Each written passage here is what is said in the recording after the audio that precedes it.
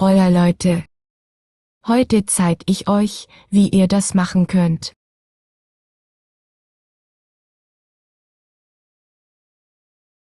Dafür braucht ihr eine Bombe und ein Basketball.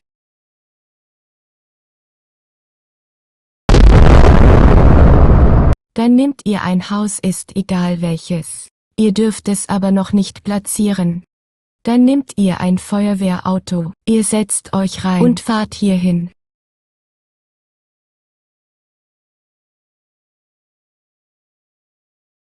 Dann geht ihr hier oben drauf.